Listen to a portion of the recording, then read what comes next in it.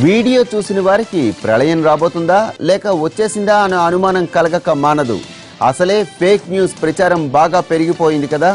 ఇది కూడా అలాంటి గ్రాఫిక్స్ జిమ్మికే అనిపిస్తుంది. కానీ వాస్తవంగా జరిగిన సంఘటనకు దృశ్య రూపం ఇది. అది కూడా మన దేశంలోనే జరిగింది. రాజస్థాన్ రాష్ట్రంలో 2 రోజుల క్రితం ఈ ఎడారి రాష్ట్రాన్ని ఓ భారీ దుమ్ము తుపాను చుట్టుముట్టింది. అప్పుడు తీసిన వీడియో ఇది. అయితే ఈ తుపాను బీభత్సంలో ఎటువంటి ప్రాణ నష్టం సంభవించలేదు. పంట నష్టం మాత్రం జరిగిందని అధికారులు తెలిపారు. వీడియో చూసిన వారికి ప్రళయం రాబోతుందా లేక వచ్చేసిందా అనే అనుమానం కలగక మానదు. అసలే ఫేక్ న్యూస్ ప్రచారం బాగా పెరిగిపోయింది కదా.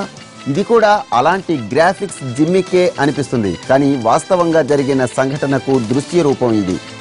అది కూడా మన దేశంలోనే జరిగింది. రాజస్థాన్ రాష్ట్రంలో 2 రోజుల క్రితం ఈ ఎడారి రాష్ట్రాన్ని ఓ భారీ దుమ్ము తుపాను చుట్టుముట్టింది.